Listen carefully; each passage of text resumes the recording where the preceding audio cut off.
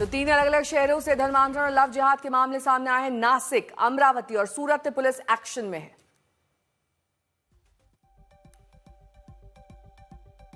नासिक में multinational company TCS की branch में जबरन धर्म परिवर्तन कराने के गंभीर आरोप लगे। आरोप के मुताबिक एचआर एग्जीक्यूटिव निदा खान ने मुस्लिम टीम लीडर के साथ मिलकर कई लोगों पर इस्लाम अपनाने के लिए दबाव बनाया। इतना ही नहीं, इस केस में मलेशिया के इमरान खान नाम के एक शख्स की भी पहचान हुई है। अब आरोपियों की गिरफ्तारी के बाद पुलिस विदेशी फंडिंग की जांच कर रही है।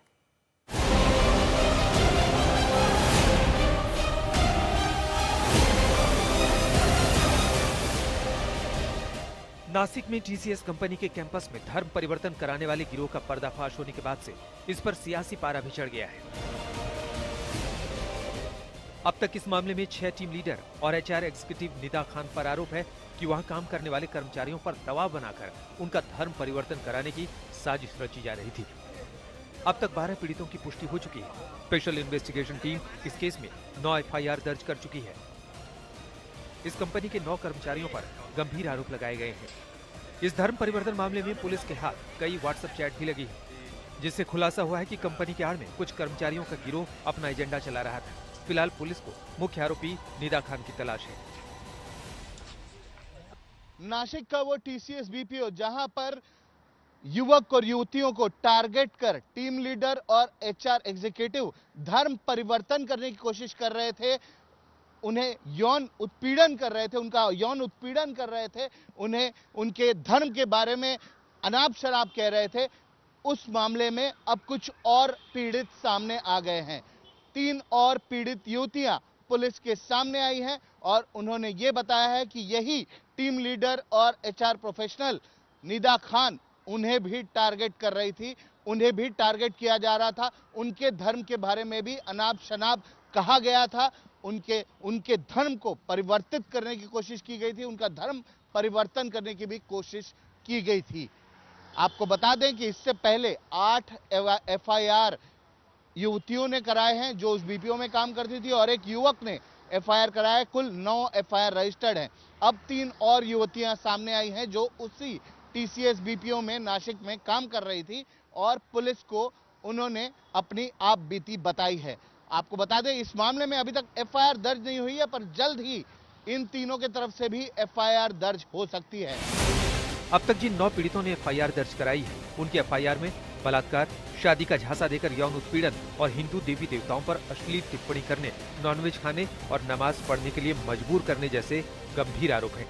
आरोप के मुताबिक आरोपी टीम लीडर कर्मचारियों पर इस्लामी रीति रिवाज अपनाने का दबाव डाल रहे थे। बीजेपी के साथ हिंदुवादी संगठनों ने नासिक में कंपनी के दफ्तर पर हल्ला बोलते हुए जमकर विरोध प्रदर्शन किया, तो विपक्ष इसे तुष्टीकरण की सियासत करार दे रहा है।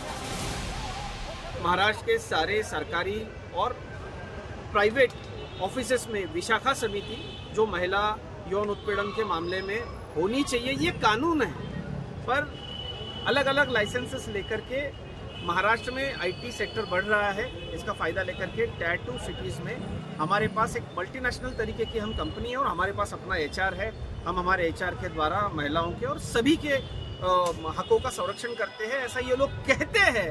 पर बिल्कुल नासिक के प्रकरण में गैर जिम्मेदाराना तरीके से टीसीएस ने अपने एचआर को बिल्कुल भी एक प्रोफेशनल तरीका अपनाया नहीं गया। उस एचआर पर भी इस मामले में मामला पुलिस ने दर्ज कराया है और उसको भी सह आरोपी किया है। जो लड़कियां चकाचौंध वाले इन एसी ऑफिसेस में जाती है, क्या इसकी दीवारों के पीछे उनका यौन उत्पीड़न होता है, उनका कॉर्पोरेट जिहाद द्वारा धर्म परिवर्तन होता है? इस पर ध्यान रखना ये हमारी जिम्मेदारी है। कायदा कानून प्रशासन है, पुलिस प्रशासन है, इन्वेस्टिगेशन करो, जो भी उसमें मुफ्ती लाओ, जो बड़ी से बड़ी कंपनी हो या कोई भी हो उसके खिलाफ कानूनी कार्रवाई करो। लेकिन इसकी आड़ में आप पूरे मुसलमान समाज को बदनाम करते हो, ये गलत है। अब आप ये लेके आ गए कॉर्पोरेट जिहाद। अरे जिहाद का मतलब भी आपको नहीं मालूम है। पहले आप लाए वोट जिहाद, लैंड जिहाद, थूक जिहाद, लव जिहाद, अब ये कॉर्पोरेट जिहाद। जहां आपको दिखता है आप मुसलमान को ज्वाइन कर दो, ये गलत है। देखिए, कोई हम चाहते हैं कि निष्पक्ष कार्रवाई हो, जो भी इसमें इन्वॉल्व है उसके खिलाफ आप कानूनी कार्रवाई करिए, जेल में डालिए। लेकिन इस तरह से बोल देना कि नहीं ये कॉरपोरेट जिहाद है, ये मुसलमान लोग ये सब कर रहे हैं, ये सरासर गलत है। और इस्लाम भी नहीं सिखाता कि आप किसी को जबरन धर्मांतरण करिए या जबरन किसी को ऐसी बातें करिए जिसका उसका दिल दुखे। जांच के दौरान व्हाट्सएप चैट में इमरान नाम के एक शख्स का नाम सामने आया है, जिसका कथित तौर पर मलेशिया से संबंध है। शक है कि इमरान भड़काऊ तकरीरों से इन कर्मचारियों पर इस्लाम अपनाने का दबाव डाल रहा था। आरोप है कि इस व्हाट्सएप ग्रुप का हिस्सा कंपनी की एचआर एग्जीक्यूटिव निदा खान भी थी। एसआईटी डिलीट हुई चैट को रिकवर करने की कोशिश में जुटी है। खबर है कि शिकायत मिलने के बाद पुलिस ने 4 महिला कांस्टेबलों को हाउस कीपिंग स्टाफ के रूप में गुप्त रूप से तैनात किया, ताकि वो कैंपस के अंदर की गतिविधियों पर नजर रख सके। पुलिस के मुताबिक एचआर एग्जीक्यूटिव निदा खान असली ब्रेन वॉश कर रही थी। पुलिस इस एंगल से भी जांच कर रही है कि क्या आरोपियों को देश से बाहर से भी फंडिंग मिल रही थी। एसआईटी ये भी जांच कर रही है कि क्या मुख्य आरोपी एचआर एग्जीक्यूटिव निदा खान का मुस्लिम कर्मचारियों की भर्ती प्रक्रिया में कोई खास पैटर्न था। में मल्टीनेशनल कंपनी में जिस प्रकार का एक जो एपिसोड है वो सामने आया है, ये बहुत ही धक्कादायक, शॉकिंग इस प्रकार का ये एपिसोड है। पुलिस ने इसमें कार्रवाई की है, पुलिस ने इसमें अटक की है, अरेस्ट किया है। मुझे ऐसा लगता है कि इस प्रकार की सारे प्रवृत्तियों के खिलाफ लड़ना यह सिर्फ सरकार और पुलिस का काम नहीं है, लेकिन ये समाज का भी काम है। समाज को भी इस प्रकार की सारी प्रवृत्तियों के खिलाफ आने वाले समय में सजग रहने की आवश्यकता है। और इस प्रकार की कोई भी प्रवृत्ति अगर कहीं पर भी ध्यान में आती है तो तुरंत सरकार और पुलिस के ध्यान में समाज ने लेकर आना चाहिए। इस बीच 13 अप्रैल को नासिक कोर्ट ने इस मामले के मुख्य संदिग्ध और कंपनी के एजीएम अश्विनी चैनानी की पुलिस कस्टडी 13 अप्रैल तक बढ़ा दी।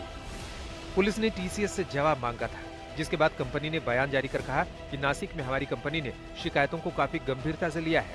आरोपी कर्मचारियों के खिलाफ कार्रवाई पहले ही शुरू कर दी गई है और कंपनी जांच में पूरा सहयोग दे रही है।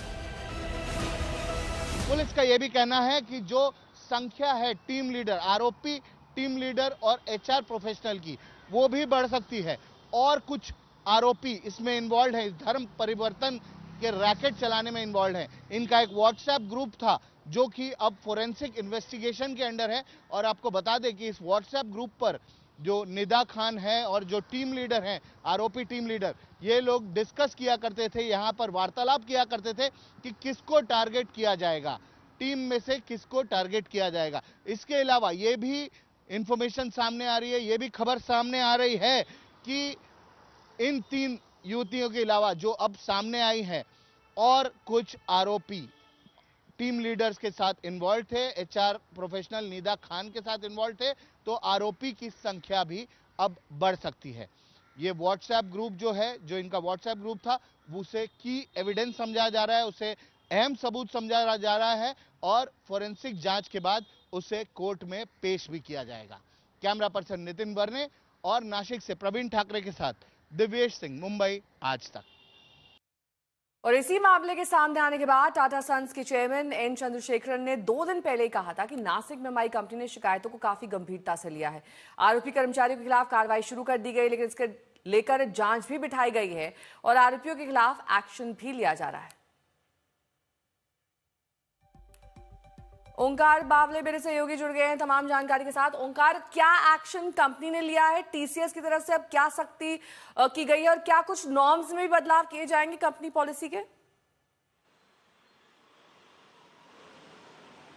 देखो, अभी तक ये टीसीएस के पूरे धर्मांतरण मामले में 9 अलग अलग जगहों से केसेस दाखिल हुई है, तो इसको टीसीएस कंसीडर कर रही है। उन्होंने अभी तो बयान तो दिया है, पुलिस को सबमिट किया है, लेकिन सबसे अहम बात यह है निदा खान जो इसमें है वो इस पूरे मामले की अहम कड़ी है जो पुलिस को मिल नहीं रही है। वो अभी कहाँ है, उसका लोकेशन क्या है, वो ट्रेस करने की अभी कोशिश शुरू है। लेकिन महत्वपूर्ण बात यह है इस मामले में कि वो थी जो अलग अलग रैकेट में शामिल थी, जो व्हाट्सएप ग्रुप्स में थी, और उसी तरीके से ये सब पूरा मामला आगे जा रहा था और लोगों को झांसे में ले रही थी। तो अब टीसीएस का इस मामले में कहना है कि हम इसे बिल्कुल टॉलरेट नहीं करेंगे। अभी जो शिकायतें हमारे पास आ रही है, एचआर के हमारे जो कंसल्टेंट है उनसे भी हम बात कर रहे हैं, और इसके बाद जो पुलिस को आके भी मिल रहे हैं, यानी कि एसआईटी इसमें जो है एसआईटी को मिल रहे हैं, वो लोग का उनका सबसे पहले काउंसलिंग किया जाएगा, उनके साथ हम बात करेंगे कि वाकई उनके साथ ये सब कुछ हुआ है, और रिटर्न में इस सब को अभी लिया जा रहा है। अब सिर्फ टीसीएस की बात नहीं है, अमरावती में भी इस तरीके का मामला सामने आया है। अमरावती में लगभग 100 से ज्यादा लड़कियां झांसे में आई है एक लड़के के, और अयान अहमद जो इसका नाम है, पुलिस ने उसे हिरासत में तो ले लिया है, 21 तारीख तक तो वो कस्टडी में रहेगा, लेकिन 300 से ज्यादा उसके लड़कियों के साथ अलग अलग वीडियोस और फोटो सामने आ रहे हैं। तो महाराष्ट्र में सिर्फ नासिक नहीं बल्कि अमरावती का परतवाड़ा तालुका भी ऐसा है कि जहां इस तरीके के मामले अब सामने आ रहे हैं। मतलब सिर्फ कॉर्पोरेट नहीं बल्कि गांव यानी कि रूरल पार्ट जो है महाराष्ट्र का, वहां से भी इस तरीके के ओंकार, बहुत बहुत मामले शुक्रिया सामने आ रहे हैं तमाम जहां जानकारी के लिए महिलाओं का आपका। शोषण